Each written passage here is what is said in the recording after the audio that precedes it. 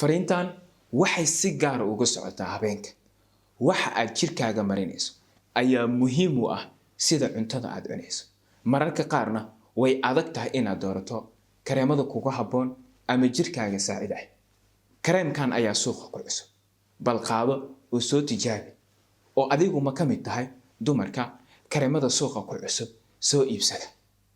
Haddaba inta aadan soo iibsan ka hor kareem waa in aad 5 qodob maanka ku haysaa. Intaan u gudagelin waxaan si gaar ah kaga codsanaa in aad muuqaalka share gareyso oo aad gaarsiiso asxaabta kugu xir si ay ugu faa'iideystaan. Muuqaalka like saar, page-kana follow leh si ay kuu soo gaaraan muuqaalada caafimaadka oo aan maalin walba halkan soo geliyo.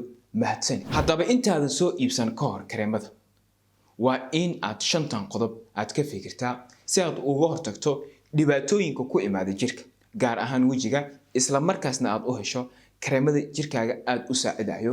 Qodobka ugu horeeyo waa inaad garataa nooca haragga ama maqaarka aad leedahay intaadan soo iibsan ka hor kareemka. Waxaad ku garan kartaa nooca haragga aad leedahay wajigaaga ayaad ka garan kartaa. Eeg wajigaaga, ma waxaad leedahay jir qalalan ama dry skin, mise waxaad leedahay jirka qoyan ama dufunta leh, mise waxaad leedahay jirka isku jira qoyaan iyo qaleel isku ah. Inta badan jirka noocan ah waxaa lagu gartaa guud ahaan wajigo idil waa qaleel marka laga reebo foolka, hareeraha sanka iyo garka. Sidoo kale qofka wuxuu lahaan karaa jirka normalka ah qaleel iyo qoyaan midna aanan ahayn. Wuxuu kaloo lahaan karaa jirka xasaasiyadda u nugul. Haddaba intaadan soo iibsan ka hor kareemka waa in aad garataa nooca haragga ama maqaarka aad leedahay. Haddii haraggaaga uu yahay jir qalalan ama dry skin, waa inaad soo iibsataa kareemada dry skinka loogu talagalay. Haddii uu qoyan yahay ama saliid uu leeyahay, waxaad soo iibsanaysaa waxyaabaha ama products-ka ee loogu talagalay jirka qoyan. Sidoo kale haddii aad ka mid tahay dadka leh jirka xasaasiyadda u nugul yahay, waxaad soo iibsanaysaa kareemada ay ku qoran yihiin xagga dambe hypoallergenic, taasoo micnaheedu ay tahay wax allergy ah ma kicinayo. Sidoo kale waa inaad garataa waxyaabaha gaar ahaan kareemada allergic aad ku leedahay si aad uga hortagtid xasaasiyadda. Qodobka labaad waa qodob aad muhiim u ah. Kareemada intaadan marsan ka hor waa in aad ku tijaabisaa qaybo ka mid ah jirkaaga sida gacanta iyo qaybaha dambe ee dhagaha. Haddii aad 24 saac gudahood aad ku dareento cuncun ama inay meesha aad marisay ay casaato, waa in aad gebi ahaanba ka fogaataa kareemadaas. Waxaad ku tahay ama aad ku leedahay allergic ama xasaasiyad. Maxaa yeelay kareemada qaar waxa xagga dambe kaga qoran ama xagga hore hypoallergenic, taasoo micnaheedu ay tahay wax allergic ah ma kicinayo. Sidoo kale mararka qaar waxa ku qoran 100% waa dabiici. Waxa laga yaabaa qaarkood in ay waxba aysan ka jirin oo yani xayisiin ahaan ay meesha kaga soo qoreen. Qaar ka mid ah maadooyinka ku soo qoreen xitaa waxa laga yaabaa in ay ku dhameystirneen. Sidaas daraadeed waxa wanaagsan kareemada aad iibsanayso waa in ay ahaadaan company aad isku hubtid productigiisa.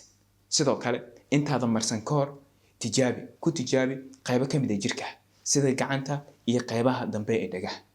Haddii 24 saac gudahood aad ku aragtid meeshaad marisay inay casaato ama cuncun ay leedahay, kareemkaas ha marsane oo waxaad ku leedahay allergy.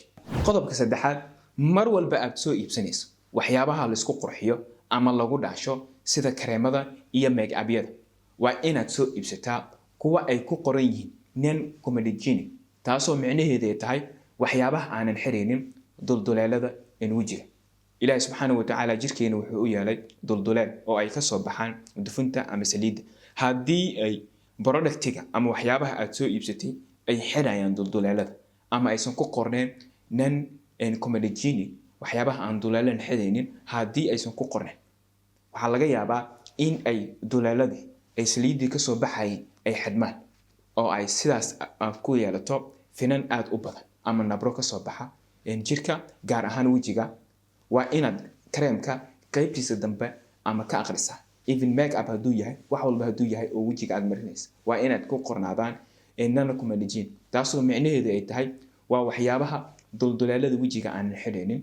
qodobka afaraad marna ha isku daran ama ha isku beerin kareemyada kala duwan aad suuqa ka soo iibsatid.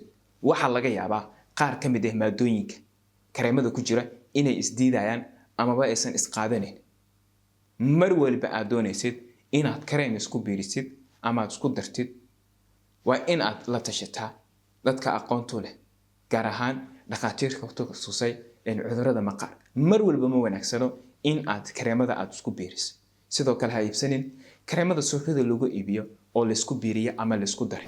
qodobka shanaad oo ah qodobka ugu dambeeyo, haddii aad jirkaaga gaar ahaan wejigaaga aad ku aragto isbeddel degdeg ah sida in wejiga ku casaado, barar, cuncun ama finan wejiga, waxaa wanaagsan in aad la xiriirto dhakhaatiirta, gaar ahaan dhakhaatiirta ku takhasusay cudurrada ku dhaca maqaarka.